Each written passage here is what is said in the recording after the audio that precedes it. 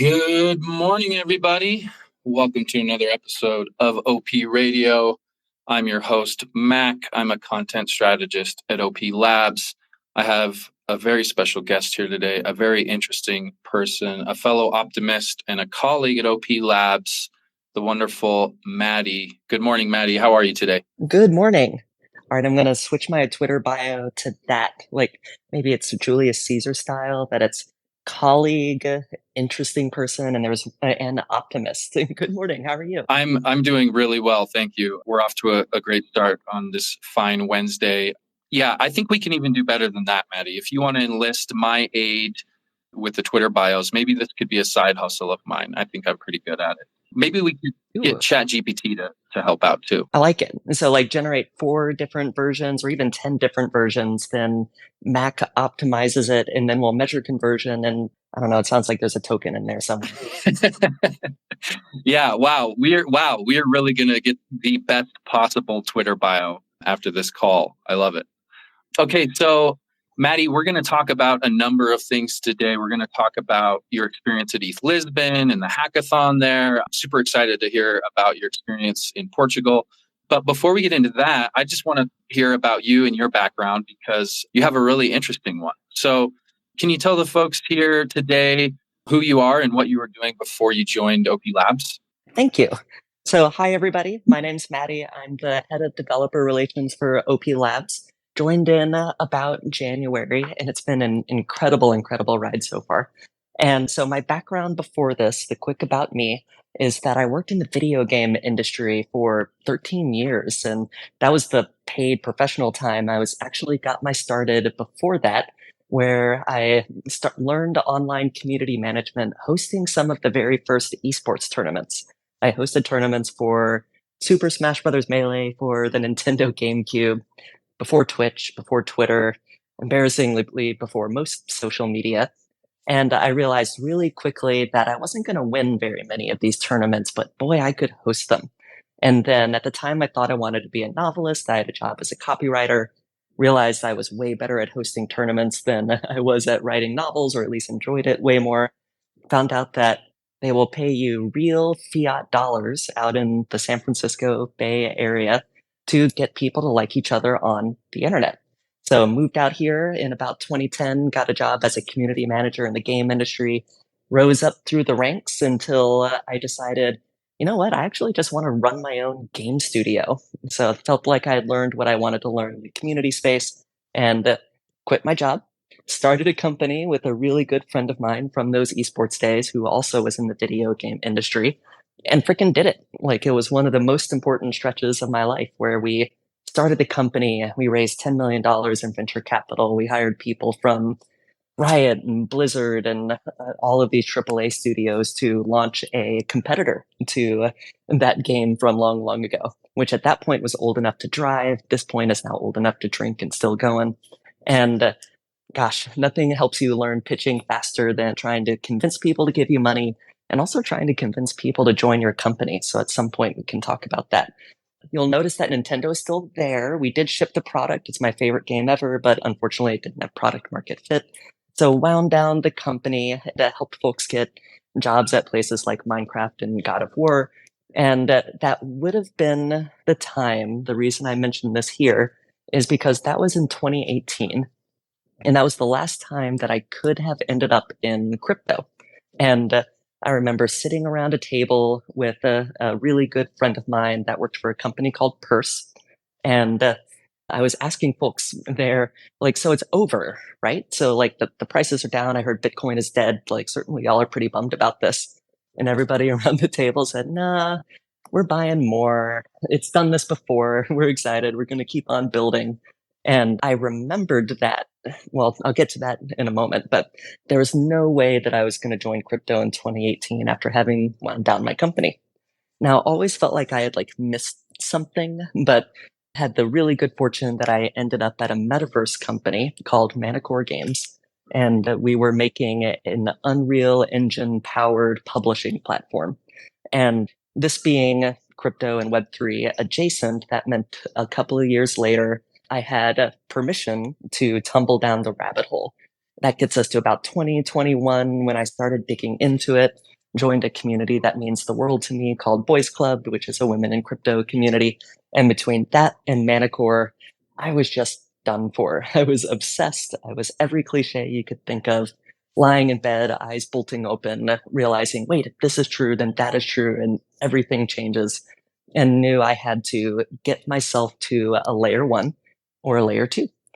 Started talking around. That's where Christiana from OP Labs found me. And I am so, so glad that she did because, oh my God, as soon as I started interviewing here, everyone here's a freaking nerd and enjoys wandering down rabbit holes just for fun.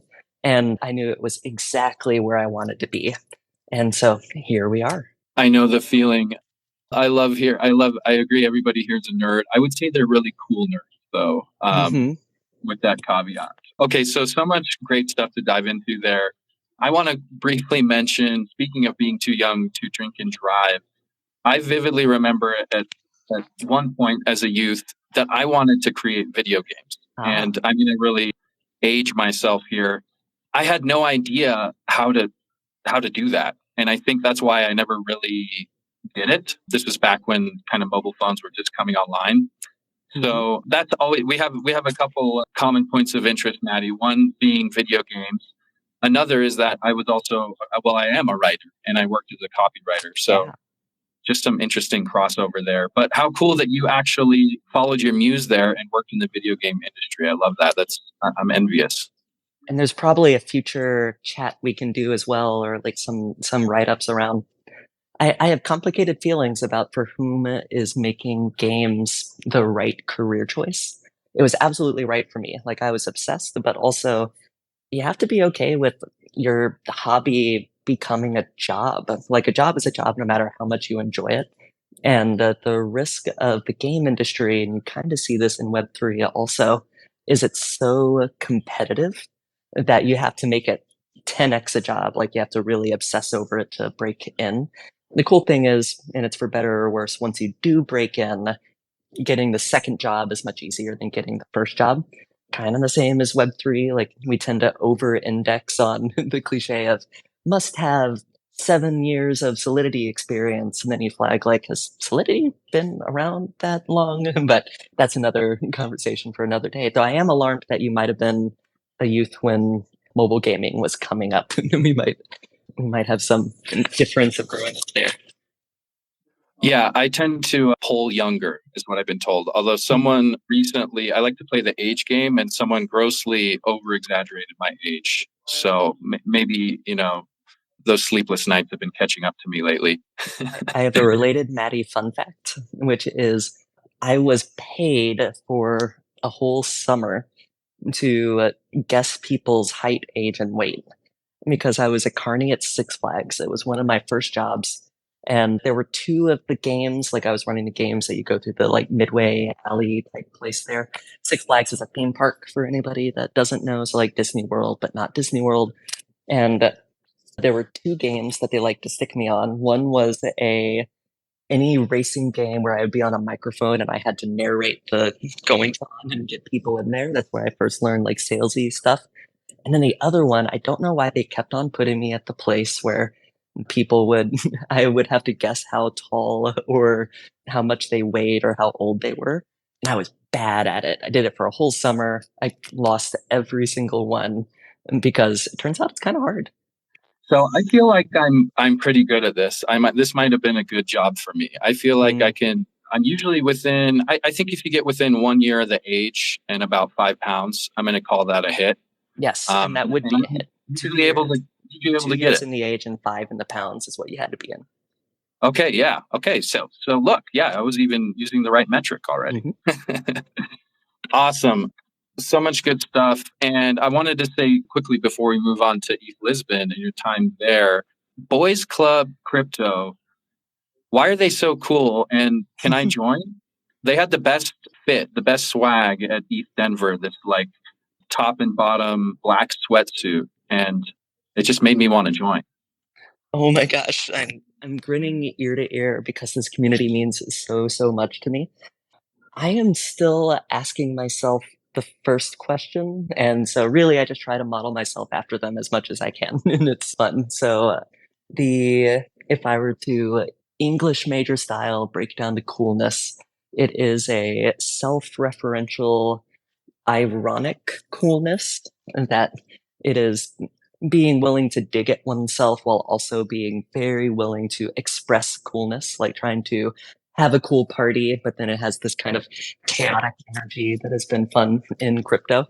And you see that in the merchandise, so that actually you see it in the name itself, where when I first joined, I had complicated feelings about the name and gave them the feedback like, do we really want to be boys club? Would you like to do like something else? Like, and then now I just love it, where it's this subversive, like everybody gets it when they hear the name. But then the second one is absolutely yes. It is open to everybody. There is an application form for the the reason there's an application form, and this is something we're trying to adopt to the developer community in Optimism, is that it's not to exclude people, but rather it is to filter for people who have done some work, who really want to be there. Everybody is welcome to be in the broad sphere and like on Twitter and follow and interact. But then if you want to be in the Discord, in the more private communities, asking people to put a little bit of work forward to show why they're excited, those are the people you want to be around. And that's what it selects for. So I'll send you the form. Love it. Yeah, I'm definitely going to apply. And whoever's doing like the branding and comms marketing at Boys Club, keep it up. Shout out to you. You're doing a great job. I think the hoodie that I was describing said DeFi Daddy, if I'm not mistaken. I thought it was great. Okay, so let's transition here into Lisbon and Portugal and the hackathon. Mattie, was this your first time going to Portugal? It was. This was a couple of firsts for me. It was my first time in Europe as a grown up. Like I had gone in high school with my family, but I had not been there post drinking age, post being by myself. But then it was my first time at an ETHGlobal event. It was my first time in Portugal. And yeah, first time really focused on a crypto focused hackathon as opposed to attending. Like I went to MCon last year in Denver. I went to ETH Denver this year, also in Denver. But those have a lot of different things going on. So yeah, a couple of firsts there. So I'd love to just hear your first impressions of the place. There seems to be sort of a critical mass accumulating there with digital nomads and a lot of people in the crypto space. But what were your impressions just of the city and the people in the country overall? Really beautiful, really friendly. I really enjoyed it's the only language that I don't know a ton of languages. I grew up in Texas, learned Spanish in high school, but it didn't take. But it's the only language that I've come across that genders based on the speaker, which I thought was really interesting. So obrigado versus obrigado. That always throws me for a loop because in Spanish, the subject is the gender, but in Portuguese, it's the opposite, the speaker. And apparently it kinda is on the way out that if you just always use O, like that's always correct. But it was fun. Like people are super friendly, that they're very willing to help you get to the right place, answer questions, and use the right pronunciation of things. The layout of the city reminded me a lot of San Francisco, but like in Italy, where there's a little bit more hilliness to it, even than in San Francisco, but and a little bit more, it feels more like it is a city that grew up over a couple hundred to 1,000 years versus San Francisco, which does not. But it definitely threw me off when I would be in a car going through it. And then I see the Golden Gate Bridge, giant red bridge across a bay, looks exactly like the Golden Gate Bridge, and it was just kind of disorienting, but also felt like home. Yeah, we ate super well. Spot on with. Oh, sorry, Mattie. I was just going to say you were spot on with that comparison, and I hadn't thought of that before because not only is there that bridge, but did you go to this cable car they got there? They have a cable car? I didn't see a cable car. There's a cable car, and I forget the name of this thing. And there's everybody at night too. There's some bars around there, and yeah. So I think you're spot on. If we're going to compare Lisbon to any American city, it would definitely be San Francisco. And I see Tony's in the audience, which needs a huge shout out.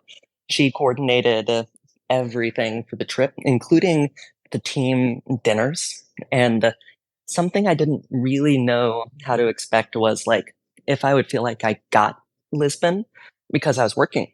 There's a lot to do when you do these events, and so I'm not really making time to go to museums or like tourist sites or anything. Did see some cool stuff, but I feel like I really got it and had a fantastic time in part because of Tony's amazing planning. And because the restaurants that we went to, the scenes and vistas that we saw, just really, really incredible. Also including like the coffee shops and things that we worked out of. They were in like slightly different places each time. This goes to ETHGlobal's site selection also. So this is kind of how I want to travel is I just want to go to a foreign city and then set up in a coffee shop with a latte and then try to take the right be real photos. Yes, yes. Shout out Tony. I can vouch for Tony as well. She does such an incredible job planning these things. And Mattie, you anticipated my next question. I gotta ask. I knew you were very busy with the ETH Global event and the hackathon, but you had to eat. So can you just tell me before we move on, what was your favorite thing you ate while you were in Lisbon? Ooh, I think I have two answers. Well, the first one that came to mind was actually a bowl of pho. And that is very silly. Like I went to Portugal and the best thing was pho, which is not Portuguese food, but it was incredible. It was just the best noodles and broth that I've ever had. We went with the whole team. Gosh, it was pretty early in the trip. I think Tony picked the spot. We actually had two spots that night because we weren't sure when we were gonna be able to be there, and this is the one that worked out. And I am at a loss for words for how good this. I'll see if I can find the name of the place so that we can share it out for anybody that's there. I'm laughing to myself over here because when I was in Lisbon, I was also really just craving Asian food, and I found a lot of good Asian food there, including a really good bowl of pho. So I love that answer. Okay. And then the breakfast was also really good. It was a little disorienting because of being in Europe. Like there's more beans in breakfast than I'm accustomed to, even being from Texas. But grew to like it. Yeah. That might be like the English influence. I don't. Mm-hmm. The Portuguese, they'll usually do like a piece of bread and some cheese, maybe some slices of meat, but they're not huge on the breakfast. Usually an espresso, from what I saw. Mm-hmm. A little different from Americans. I think we're accustomed to having like this big American breakfast with pancakes and eggs and bacon and all Mm-hmm. that. Okay, great. So moving on, I think before we talk about the hackathon and the event, Mattie, I was hoping you could just give us a description in your own words of what how would you describe developer relations, DevRel, your role? Yeah. So my favorite way to describe it is my job to hand people Rubik's cubes and then just walk away slowly while they start solving it. Where the goal is to get people building things and to put really interesting problems in front of them. And then what starts happening is if you have a room full of people and you've handed each of them a Rubik's Cube that they cannot ignore. Like, it is easier for them to solve it than to leave it there unsolved. They feel like it was made for them. Then you have this room of people that are solving these cubes together. They see that everybody is solving these cubes together and they start helping one another. They start like comparing the different cubes. They start figuring out the different algorithms. And so suddenly you have this space of people solving difficult or interesting problems because they like solving those problems. Then you start getting posts about it, you start getting content, and then it starts expanding past just that room where more and more people are bringing others like them to be solving these problems.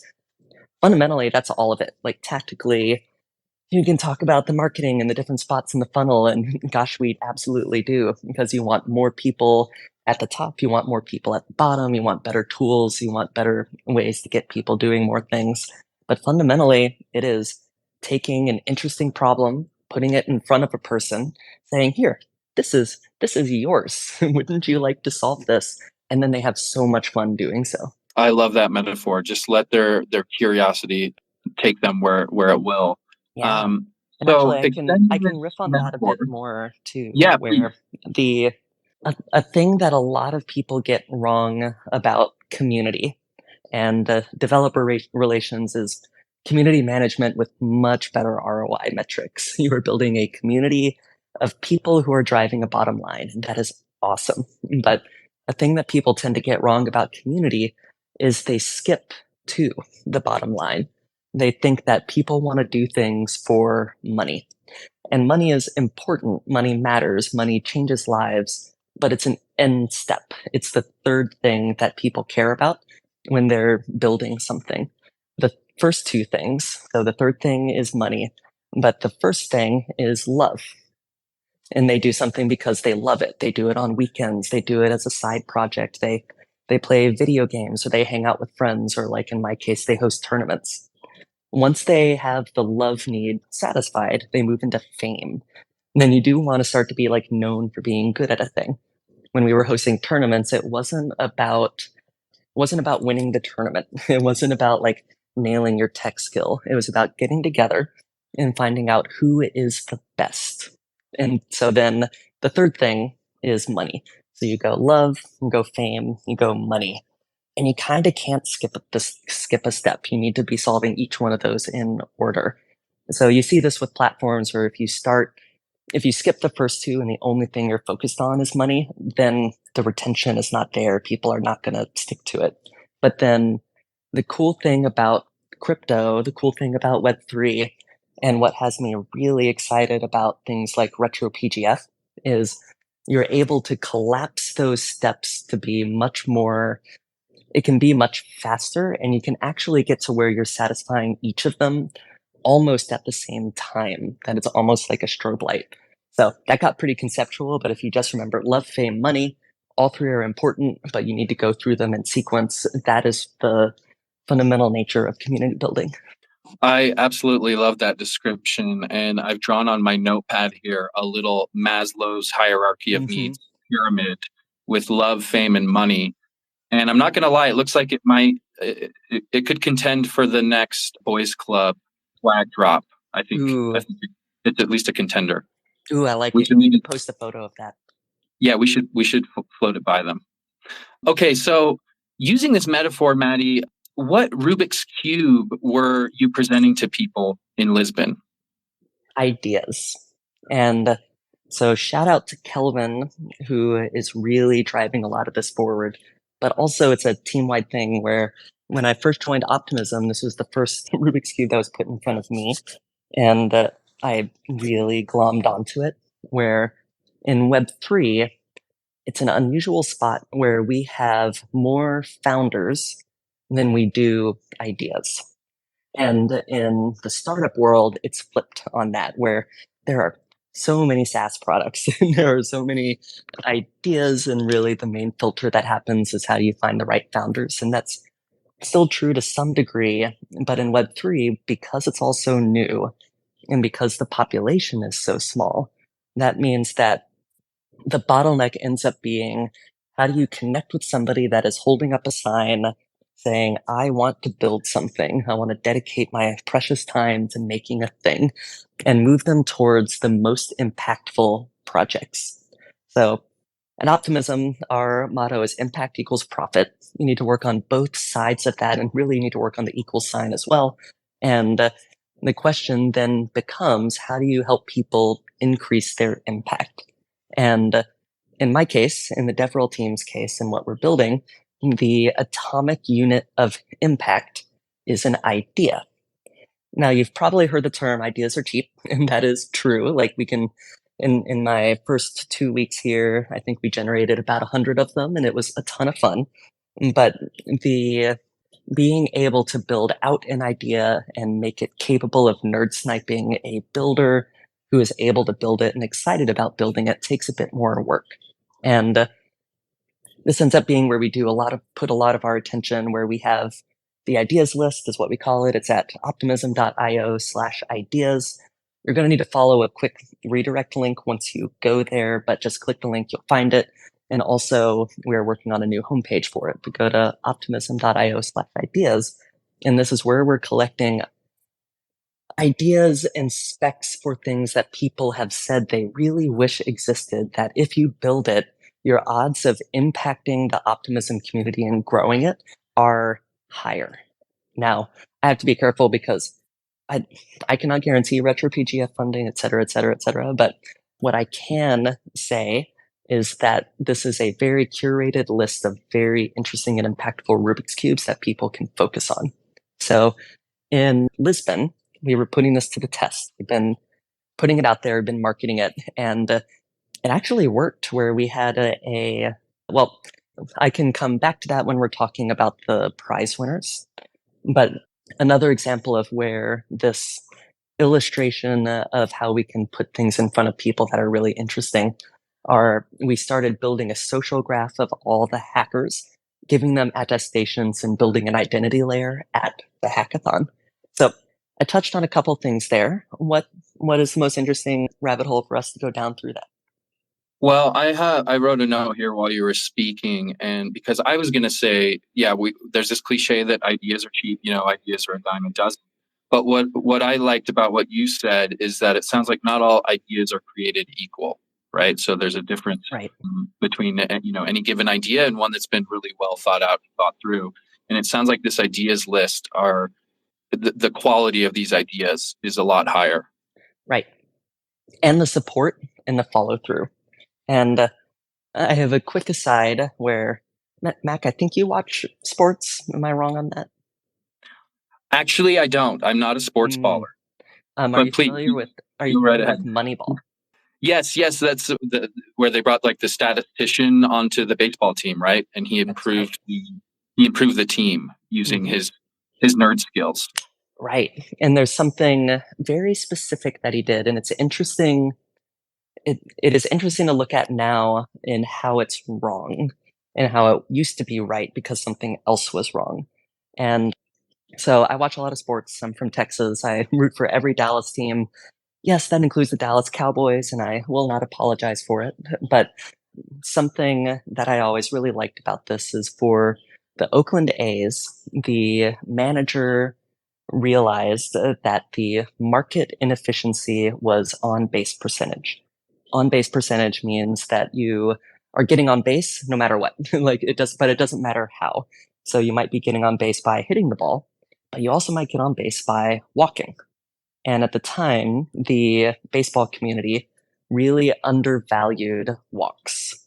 So they found out that simply by looking at players for not just do they bat 300, which would be good, but do they get on base by walking a lot, they were able to snap up players on the cheap and build out a very good roster.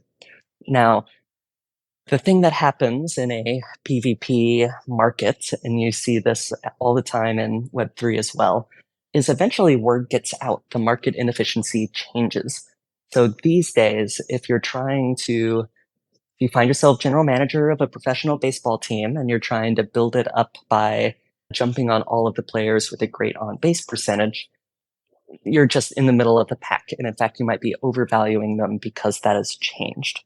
For a while, it was good to be valuing international players because they were undervalued. And so this is constantly shifting. It's like he discovered like a market inefficiency almost, where these managers, everybody wants the player that can hit these home runs, but really at the end of the day, if you're getting on base, you're gonna score points, right? Exactly.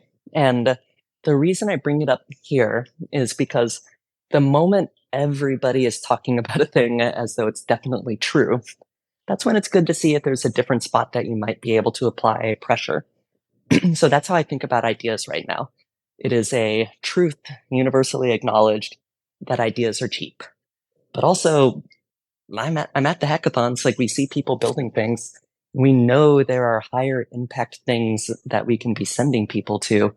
And so what if that truth is not true anymore? What if while everybody else is focused on simply trying to go for sheer sheer number of say developers or like AAA gaming studios, etc. What if the place where we can be the most different and the most impactful is the idea, is the nerd sniping, is the Rubik's Cube? And so that's what we're doing. We want Optimism to be the place where if you come hack here, You will work on the most interesting things at the frontier of Web3 and the new internet. And by doing so, also, you can get rewarded for it. That's where Retro PGF comes in. That's where the community comes in. Yeah, and that's how we're trying to approach these hackathons. Love it. Absolutely love it. And what a great metaphor to bring to bear here. So, Mattie, I wonder if you could share what the different bounties were for this hackathon. We had 3 bounties. And this is something, too, that we're trying to update our thinking for it each time.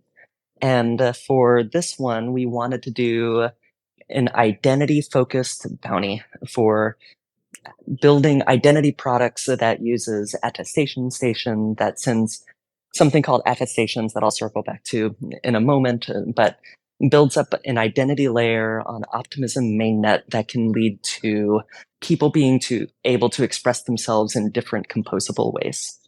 We also had a bounty for hacking the OP stack, and this is one we've tried a couple ways now.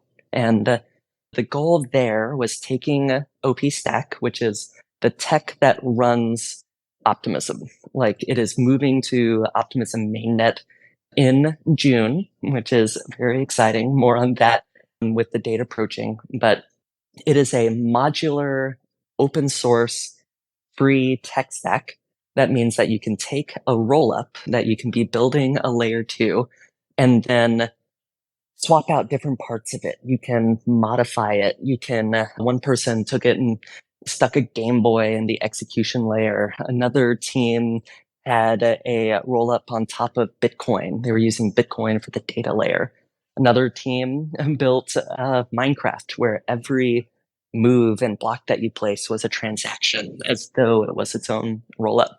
And another team, and this is my last example for it, took that and then made a hardware wallet on the iPhone Secure Enclave that they were able to do because of the account abstraction availability that they were able to use because of the modularity of the OP stack. So our team wants to find people who want to like pop open the hood and see what they can break and then tell the world how they did it. And I think the interesting comparison that happened, well, next up, Mac, please circle me back to the difference between a virtual hackathon and an in-person hackathon for what the results were for this. But that was bounty number 2. Bounty number 1 was identity. Bounty number 2 was hack the OP stack. Bounty number 3 was everybody get in the pool. Water's fine. Come hang out. If you're shipping something, it is super easy to ship it on Optimism mainnet. So put it here. We want to hear about the product. And that is our top of the funnel, get people in the door and hanging out at the party. So that one was just it. If you are building something, ship it on Optimism, either testnet or mainnet, come tell us about it. And this is consistently a fun serendipity machine where we get to see projects that we might not have been looking for. Excellent. Thank you for that overview, Mattie. And I think people are familiar by now that at Optimism, we have this very iterative and experimental approach to pretty much everything that we do. So I would love to ask you, Mattie, what learnings, if any, did you glean from these bounties? And are you planning on maybe changing or modifying these in any way moving forward for future hackathons? Ooh, the fun answer is the answer to the second one will always be yes. And that the idea, like, you never get there, right? Like, the idea is not that we get to a perfect hackathon, because that would be like saying, yes, we have solved on base percentage. All we ever have to do again is care about on base percentage. But the goal is just, yeah, how do we make it different or better? Or gosh, sometimes how do we make it worse, right? Like, if we're only focused on making number go up, we leave other learnings on the table. I have a quick aside with an example from Boys Club, where we found that engagement, the community improved substantially, and our applications went up on a per week basis when we started talking about how can we make the community smaller. When we started saying, how can we make the community smaller, tighter, and not add as many people as we can, all of the numbers we cared about went up, including the community size. And so An example of how that applies to this hackathon was we learned that OPStack consistently has some of the most exciting projects. The Nerd Night potential is huge for it. However, a weekend is a very short amount of time in order to learn how to use it. And compare that to the virtual hackathon scaling Ethereum we did right before this, where we got about 10x the number of entries that we did in Lisbon for hacking the OP stack. And a big part of that is just it's a 1 month long hackathon. So we are looking at an in-between state for how do we feature OP. We know that the hackers that pay attention to the OP stack bounties are really high quality, really interesting, and work on great projects. But that 36 hours is probably too short an amount of time to do for that. And so we want to focus on like 1 week and scope it down to a specific thing that we're asking them to do with the OP stack. And the cool thing is, it kind of worked. We kind of already iterated on this, where we just wrapped up the Autonomous Worlds hackathon, also run with ETHGlobal and Lattice, who made that Minecraft style game that I was talking about earlier. For that one, Kelvin on our team wrote a very specific OP stack hack bounty where the goal was use this to augment Mud, which is the game tool, the development tool that was being used for the hackathon. And that got 3 times as many entrants as scaling Ethereum did. So same type of thing. So the comparisons. So ETHGlobal Lisbon had 10 times fewer compared to scaling Ethereum, which had 3 times fewer compared to Autonomous Worlds. And so now we're looking at what do we do for the next one, which is in Prague in 2 weeks. If anybody's going to Prague, where we're going to try to follow that scaling Ethereum, that Autonomous Worlds model, scope it down on a specific use case, and then see who we can snipe in Prague. Yeah, face value, it just intuitively makes sense that if you have a much longer window for applications and you open it up to anybody, regardless of their geographic location, you're going to get more applicants, you're going to get more people participating, which begs the question, Mattie, I'd love to ask you, like, what do you think, what was your sense of, when you had boots on the ground in Lisbon? Is there something that these physical hackathons can provide that the virtual ones are not able to? Yes. And that ties to a very important learning we had as a team, which is, and taking a step back, some advice for the audience is just because something sounds obvious in retrospect doesn't mean that it was obvious before, or also that it was true before. Where having validation for something that sounds obvious when you describe it is actually one of the most valuable things that you can have, because there are all sorts of things that sound obvious that might be in conflict with one another. And the elusive obvious that I felt we proved out in Lisbon was there is nothing like sitting down with developers at their table and talking to them about what they're building. And it's really different than doing it online. Like, you can approximate some things online, and there's some things that you can do online that you can't do in person. But sitting down with somebody and like really hearing how they're approaching a problem, not trying to sell them anything, and just trying to have some fun with them while they're trying to solve it.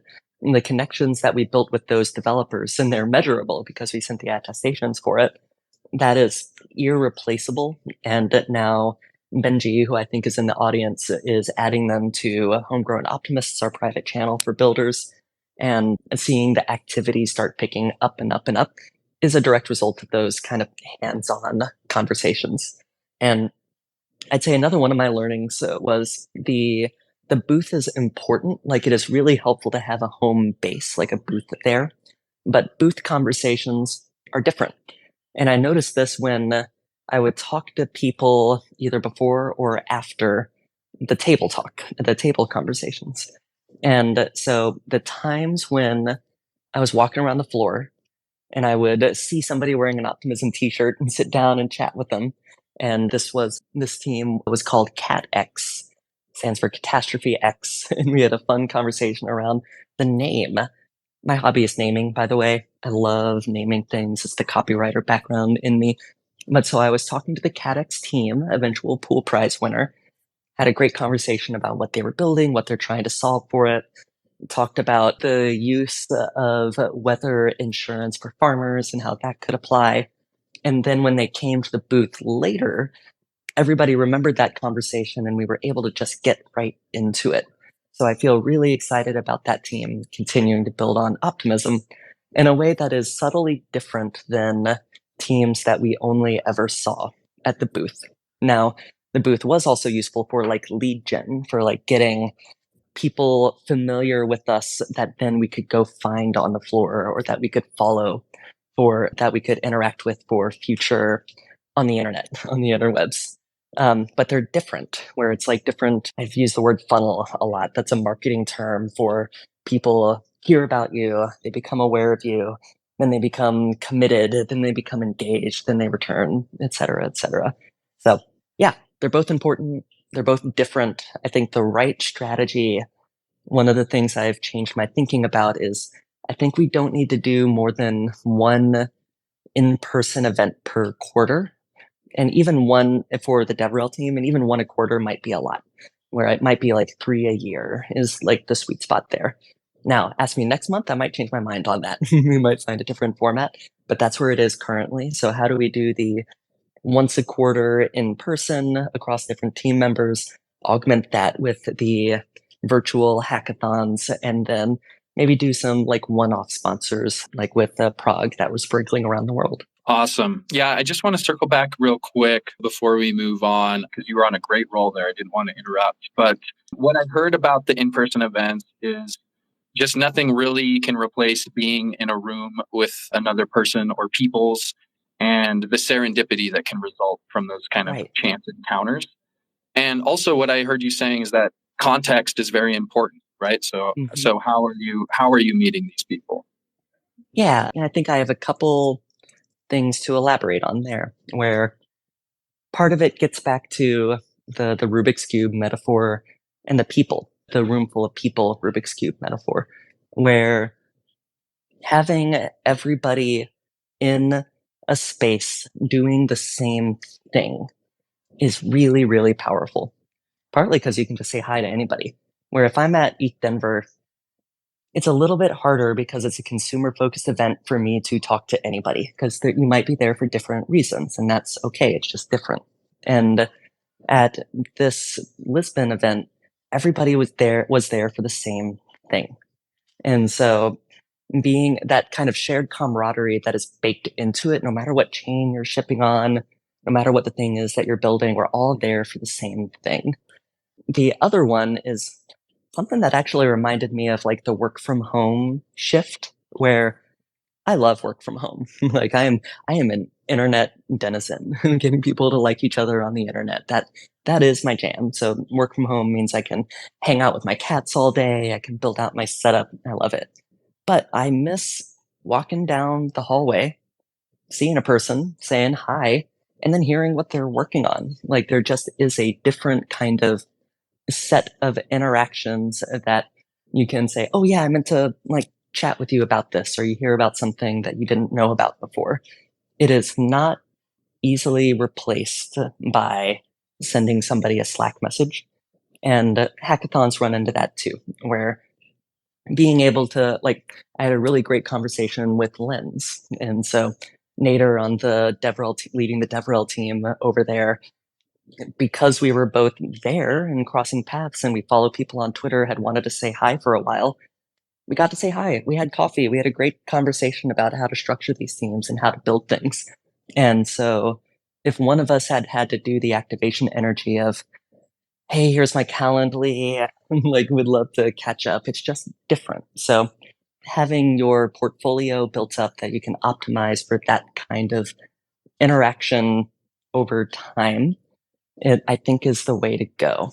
Now, yet another thing that you had asked in that question, can you bring me back to that? I forget about that. I wanted to say something else Mhm. though, which That's great is too. which is that the we might get there eventually with the metaverse. Maybe we will get closer to approximating meat space, but we're just not quite there yet. Ooh, So, and I, of course, I am so excited on the future Twitter space to talk to you about the metaverse because I have opinions on it. And the yeah, answer yeah. is kind of, Let, it's gonna be different, but yeah. yeah, we'll maybe save that rabbit hole for the next one. And fortunately, we're planning on having you again on OP Radio in the future. So let's leave that for now because I imagine that could be quite a deep rabbit hole. How about we talk Circling about back, some winners? yeah, exactly. That's exactly where I was headed. So we had these different bounties. We had the attestations, hack the OP stack, deploy to OP mainnet. I think you have some great stats to share from the event. Do you want to tell us how that went? Yeah. So optimism entries, one of the things we look at is the percent of total entries. And one of my mantras is that quantity leads, or one of our team's mantras is that quantity leads to quality. Now you have to care about both. You need quality measurements and you need quantity measurements, but looking at which numbers you can move, I like vanity metrics. I like having a large number of people that are submitting projects and are participating because that increases our serendipity factor. I think ETHGlobal had 650 hackers and they submitted about 183 projects. And of those 183 projects, 42 of them were on Optimism products. I was excited about this number. That means we had about 1 in 4 of all entries were on an Optimism product. And then something that also made me excited was in the finalists. So the top 10 of the top 10 finalists. And so ETH Global, a thing I really like about them is while I am very competitive, they are very purposefully not about winning. Now they do have a top 10, but you'll notice they don't have a first, second, and third. So if you make it to the top 10, you're awesome. Like that's the main thing that you're shooting for. So of the 10 finalists, 3 of those were on Optimism products. So we were 1 in 4 of all entries. We were 1 in 3 of all finalists. And I want to keep on increasing both of those numbers. So if we're overrepresented in a finalist number, that signals to me that the pound for pound weight class thing is trending in the right direction. And Mattie, this goes back to what you were saying about optimism being the home for these just people building on the cutting edge, these really innovative, interesting builders. That's right. And and how that was represented in the finalists. So the 3 finalists that were there. The interesting thing is what is impactful for the optimism community might be different for what's impactful for the wider Web3 community.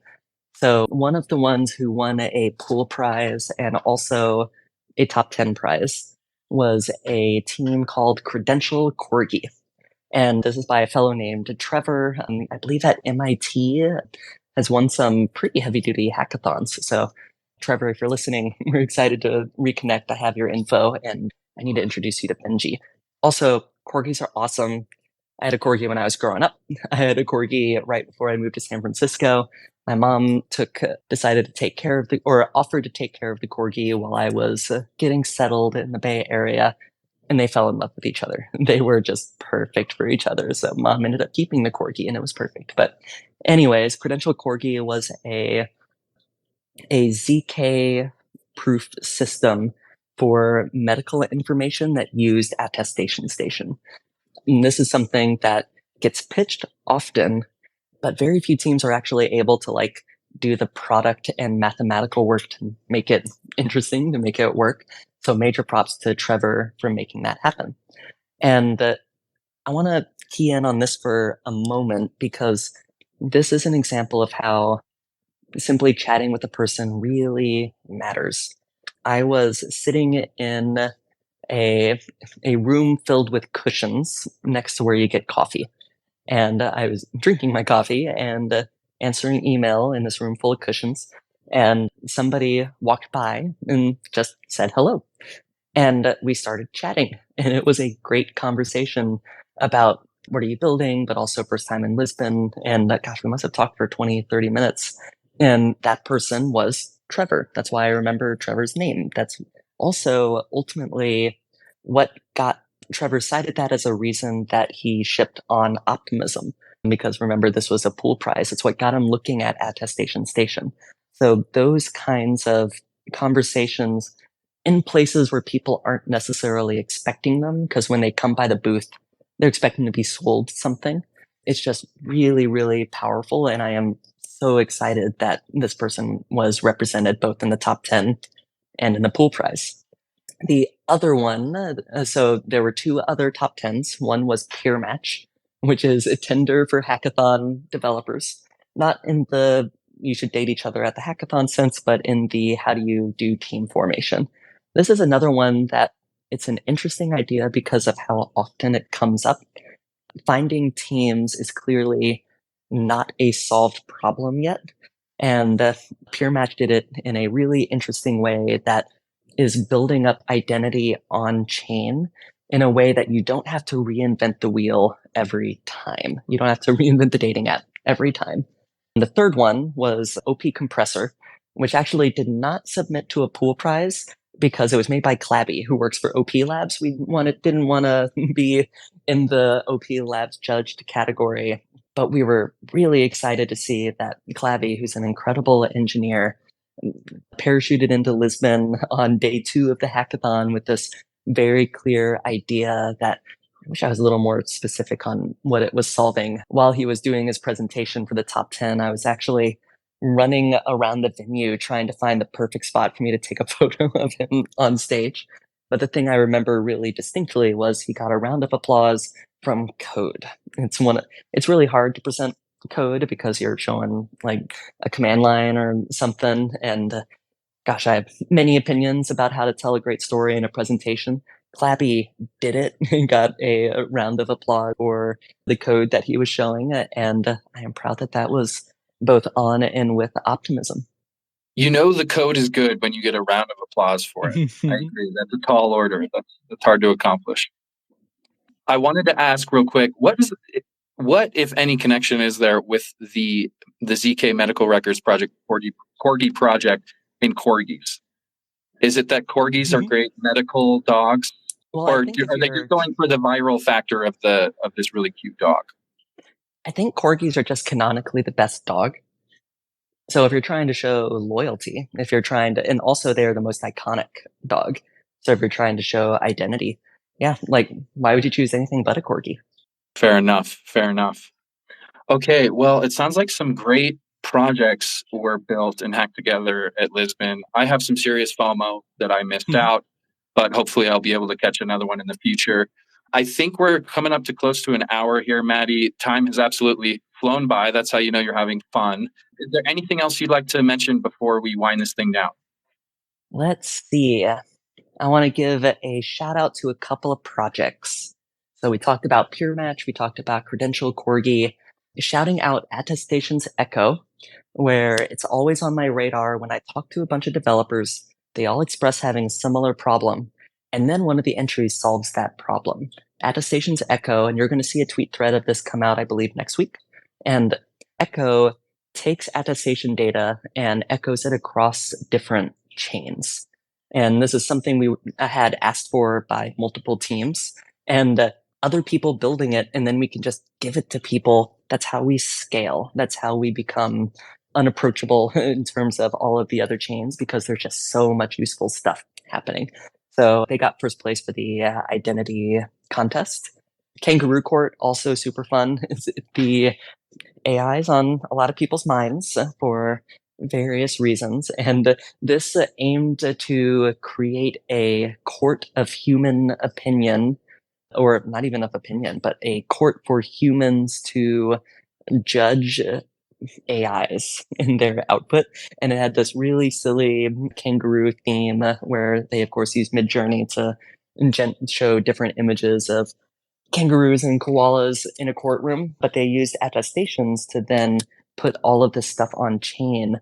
And we're looking at like, there's like a cool fault proof system for this. So like there's something really fun here. So shout out to the Kangaroo Court team.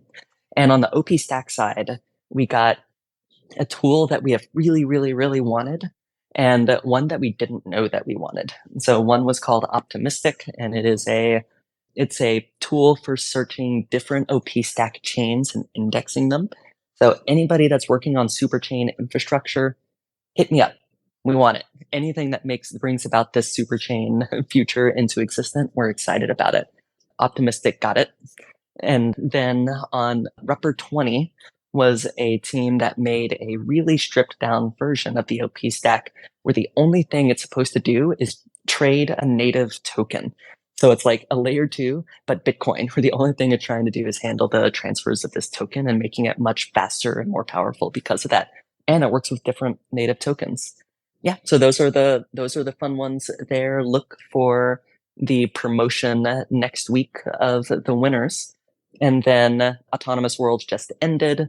So there's a lot of gaming ones that we're going to announce also. And the next hackathon is in Prague. So if you're in the area, sign up for Prague. I'm going to give out the unofficial best name award. Maybe we should do this every time. At first, I thought Kangaroo Court was the clear winner. I love that. But I forgot about Optimistic, and that's Optimistic with a Y, like a mystic, like a sphere. So I think those probably tie for first place in my book. I am glad that there's another pun fan. I have strong opinions about puns. I believe all puns are intended. There's no such thing as a no pun intended. And also that there are good puns and bad puns, and that one is good. Well, unintended puns are just Freudian slips, right? Right. On some level, you intended it. That's right. Okay, well, everybody listening, thank you so much for joining us. Thank you, Mattie. This has been absolutely fascinating, and I look forward to having you on again. And go see ideas. So go to optimism.io/ideas. If you have an idea, if there's something that it is just eating you up that has not been built yet, message me, message Kelvin, message Benji. There's a meme of we're putting a team together. We are gathering people who are really good at writing out ideas and also want to build them. So spam me, send me messages. It's going to be fun. Yep. If you weren't able to make it to East Lisbon, no worries. There's, pretty much there's a 24/7 Optimism Hackathon going on, right? Because you can go to optimism.io/ideas and you can build something. That's right. Awesome. Okay. Well, thank you so much once again, Mattie. Absolute pleasure. And thank you everyone for tuning in. Hope you have a great rest of your day, and we'll see you on the internet. Stay optimistic, y'all.